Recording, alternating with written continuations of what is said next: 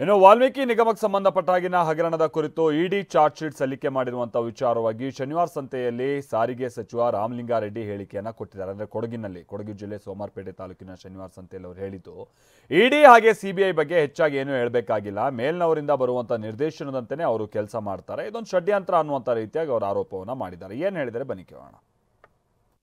ದೇಶದಲ್ಲಿ ಇಡಿ ಬಗ್ಗೆ, ಸಿಬಿಐ ಬಗ್ಗೆ, ಐಟಿ ಬಗ್ಗೆ ಏನು ಹೆಚ್ಚಿಗೆ ಹೇಳಬೇಕಾಗಿಲ್ಲ.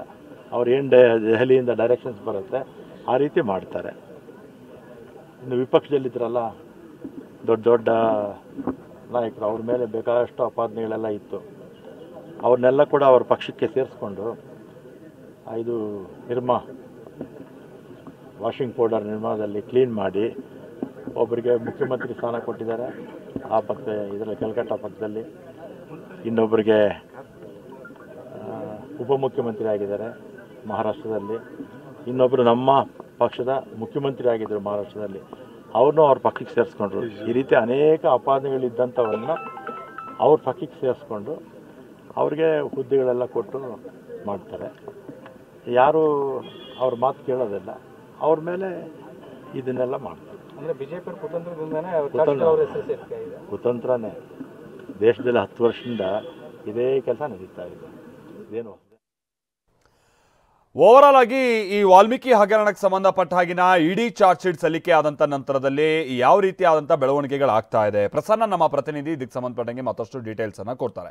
ಪ್ರಸನ್ನ, ಒಂದು ವಿಚಾರ ಅಂತ ಅಂದ್ರೆ ಇಲ್ಲಿ ಆರಂಭಿಕ ಹಂತದಲ್ಲೇ ಈ ವಾಲ್ಮೀಕಿ ಹಗರಣವನ್ನ ಬಹಳ ದೊಡ್ಡ ಮಟ್ಟದಲ್ಲಿ ಬಿಂಬಿಸಬೇಕು ಅನ್ನುವಂಥ ನಿಟ್ಟಿನಲ್ಲಿ ಬಿಜೆಪಿಯ ಒಂದು ಬಣ ಪ್ರಯತ್ನ ಪಟ್ಟಿತ್ತು. ಬಟ್ ಅವರಲ್ಲಿರುವಂಥ ಕೋಆರ್ಡಿನೇಷನ್ ಸಮಸ್ಯೆಯಿಂದಾಗಿ ಅದು ಅಂತ ದೊಡ್ಡ ಸುದ್ದಿ ಆಗಲಿಲ್ಲ. ಬಟ್ ಈಗ ಒಂದ್ ಕಡೆ SIT ಸಲ್ಲಿಸಿರುವಂತಹ ಚಾರ್ಜ್ ಶೀಟ್ಗೂ ಇಡಿ ಸಲ್ಲಿಸಿರುವಂತಹ ಚಾರ್ಜ್ ಶೀಟ್ಗೂ ಬಹಳ ಭಿನ್ನತೆಗಳಿದೆ. ಅಲ್ಲಿ ಯಾವ ಸಚಿವ, ಮಾಜಿ ಸಚಿವನ ಹೆಸರೇ ಇಲ್ವೋ, ಇಲ್ಲಿ ಅದೇ ಮಾಜಿ ಸಚಿವ A1 ಆಗಿದ್ದಾರೆ. ಇದನ್ನ ಒಂದ್ ಕಡೆ ಬಿಜೆಪಿ ಎನ್ಕ್ಯಾಶ್ ಮಾಡ್ಕೊಳ್ಳುವಂತ ನಿಟ್ಟಿನಲ್ಲಿ ಯಾವ ಪ್ರಯತ್ನ ಆಗ್ತಾ ಇದೆ, ಅಥವಾ ಈಗಲೂ ಕೂಡ ಅವರಲ್ಲಿರುವಂತ ಬಣ ಇದನ್ನ ಮಾಡ್ಬಿಟ್ರೆ ಯತ್ನಾಳ್ ಅವ್ರಿಗೆ ಕ್ರೆಡಿಟ್ ಮತ್ತೊಂದು ಅನ್ನುವಂತ ರೀತಿಯಾಗಿ ಆ ಕಡೆನೂ ಏನಾದ್ರೂ ಒಡಕಿದ್ಯಾ? ಕಾಂಗ್ರೆಸ್ಗೆ ಇದು ಹೇಗೆ ಮುಜುಗರ ತಂದಿಡ್ತಾ ಇದೆ ಪ್ರಸನ್ನ? ಇದನ್ನ ಹೇಗೆ ಈಗ ಒಂದು ಡಿಫೆನ್ಸಿವ್ ಮೋಡ್ಗೆ ಕಾಂಗ್ರೆಸ್ ಹೋಗ್ಬೇಕಂತ ಪ್ರಯತ್ನದಲ್ಲಿ ಇದೆ ಅಂತ?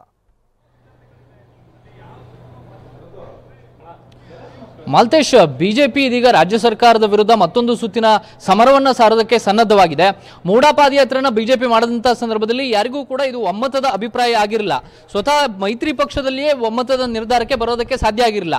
ಆದರೂ ಕೂಡ ಮೂಡಾ ಪಾದಯಾತ್ರೆಯನ್ನ ಮಾಡಲಾಯಿತು. ವಿಜೇಂದ್ರ ಮತ್ತು ಕುಮಾರಸ್ವಾಮಿ ಅವರ ನೇತೃತ್ವದಲ್ಲಿ ಪಾದಯಾತ್ರೆ ಒಂದು ಮಟ್ಟಿಗೆ ಯಶಸ್ಸನ್ನಾಯಿತು. ಆ ಮೂಡಾ ಪಾದಯಾತ್ರೆ ಹೊರತಾಗಿಯೂ ಕೂಡ ವಾಲ್ಮೀಕಿ ಹಗರಣದ ವಿಚಾರವನ್ನ ಮುನ್ನೆಲೆಗೆ ತರಬೇಕು ಅನ್ನುವಂತಹ ದೊಡ್ಡ ಆಗ್ರಹ ಪಕ್ಷದ ಒಳಗೆ ಇತ್ತು. ಮೂಡಾಗಿಂತಲೂ ಗಂಭೀರವಾದಂಥದ್ದು ವಾಲ್ಮೀಕಿ ಹಗರಣ. 187 ಕೋಟಿಯಷ್ಟು ದೊಡ್ಡ ಅಕ್ರಮ ಆಗಿದೆ ಮತ್ತು ನೇರವಾಗಿ ಹಣ ವರ್ಗಾವಣೆ ಆಗಿರೋದ್ರಿಂದ ಮೂಡಾಗಿಂತಲೂ ಹೆಚ್ಚು ಆಳವಾದಂತ ಮತ್ತು ಗಂಭೀರವಾದಂತ ಪ್ರಕರಣ ಇದು. ಈ ಕಾರಣಕ್ಕೋಸ್ಕರ ನಾವು ಮೂಡಾದ ಜೊತೆಗೆ ವಾಲ್ಮೀಕಿ ಹಗರಣವನ್ನು ಕೂಡ ಹೋರಾಟಕ್ಕೆ ಕೈಗೆತ್ತಿಕೊಳ್ಬೇಕು ಅನ್ನುವಂತ ದೊಡ್ಡ ಮಟ್ಟಿಗಿನ ಆಗ್ರಹ ಕೇಳಿಬಂದಿತ್ತು. ಕೊನೆಗೂ ಕೂಡ ಇದೀಗ ಬಿಜೆಪಿಯ ನಾಯಕರು ಒಂದು ಮುಹೂರ್ತವನ್ನ ಫಿಕ್ಸ್ ಮಾಡೋ ರೀತಿಯಲ್ಲಿ ಕಂಡು ಬರ್ತಾ ಇದೆ. ಮತ್ತು ಇದೀಗ ಪರಿಷತ್ನ ವಿಪಕ್ಷ ನಾಯಕ ಚಲವಾದಿ ನಾರಾಯಣ ಸ್ವಾಮಿ ಅವರೇ ಹೇಳಿದ ಹಾಗೆ ಹೈಕಮಾಂಡ್ ನಾಯಕರಿಗೂ ಕೂಡ ವಾಲ್ಮೀಕಿ ಹಗರಣವನ್ನ ಹೋರಾಟದ ಸ್ವರೂಪಕ್ಕೆ ತೆಗೆದುಕೊಂಡು ಹೋಗಬೇಕು ಅನ್ನುವಂತಹ ಸೂಚನೆ ಇದೀಗ ದೆಹಲಿಯ ನಾಯಕರಿಂದ ರಾಜ್ಯ ಬಿಜೆಪಿ ನಾಯಕರಿಗೆ ಸೂಚನೆ ಸಿಕ್ಕಿದೆ. ಇದರ ಜೊತೆಗೆ ಇದೀಗ ಚಾರ್ಜ್ ಶೀಟ್ ನಲ್ಲೂ ಕೂಡ ಇಡಿ ನಾಗೇಂದ್ರ ಅವರ ಹೆಸರನ್ನೇ ಮೆನ್ಷನ್ ಮಾಡಿದೆ. ಮತ್ತು ರಾಜ್ಯ ಸರ್ಕಾರ ಮಾಡಿದಂತ SIT ಯಲ್ಲಿ ನಾಗೇಂದ್ರ ಅವರ ಹೆಸರೇ ಇಲ್ಲ. ಈ ರೀತಿಯ ಅಜಗಜಾಂತರ ವ್ಯತ್ಯಾಸ ಒಂದು ತನಿಖಾ ಸಂಸ್ಥೆ ಮತ್ತು ಇನ್ನೊಂದು ತನಿಖಾ ಸಂಸ್ಥೆಯ ಚಾರ್ಜ್ ಶೀಟ್ ನಲ್ಲಿ ಇರುವಾಗ ಇದು ರಾಜಕೀಯ ಸ್ವರೂಪವನ್ನು ಪಡೆದುಕೊಂಡಿದೆ. ಬಿಜೆಪಿಗೆ ಸಹಜವಾಗಿ ಇದೊಂದು ರಾಜಕೀಯ ಅಸ್ತ್ರವಾಗಿಯೂ ಕೂಡ ಕಂಡು ಬರ್ತಾ ಇದೆ. ಯಾವ ಕಾರಣಕ್ಕೋಸ್ಕರ ನೀವು SIT ಅನ್ನ ರಚನೆ ಮಾಡಿದ್ರಿ ಅನ್ನುವಂತಹ ಪ್ರಶ್ನೆಯನ್ನ ಇದೀಗ ಬಿಜೆಪಿ ನಾಯಕರು ಕಾಂಗ್ರೆಸ್ಗೆ ಪ್ರಶ್ನೆಯನ್ನ ಮಾಡ್ತಾ ಇದ್ದಾರೆ.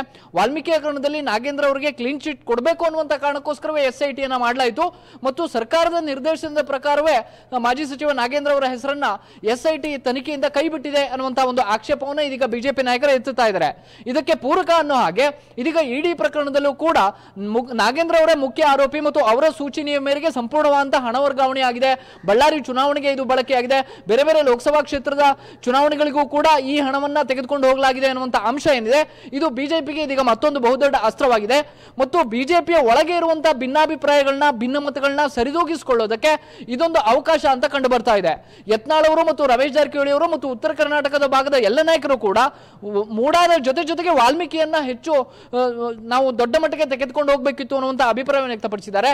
ಇದೀಗ ರಾಜ್ಯ ಬಿಜೆಪಿಯ ಉಳಿದಂತ ನಾಯಕರಿಗೂ ಕೂಡ ಇದು ಎಲ್ಲ ಒಂದ್ ಕಡೆ ಮನವರಿಕೆ ಆದಂತಹ ಕಾರಣಕ್ಕೋಸ್ಕರ ಮತ್ತು ಅಟ್ ದ ಸೇಮ್ ಟೈಮ್ ಇಡಿ ಕೂಡ ಚಾರ್ಜ್ ಶೀಟ್ ನಲ್ಲಿ ನಾಗೇಂದ್ರ ಅವರ ಹೆಸರನ್ನು ಉಲ್ಲೇಖ ಮಾಡಿರೋದ್ರಿಂದಾಗಿ ಬಿಜೆಪಿಗೆ ಇದೊಂದು ಹೊಸ ಅಸ್ತ್ರ.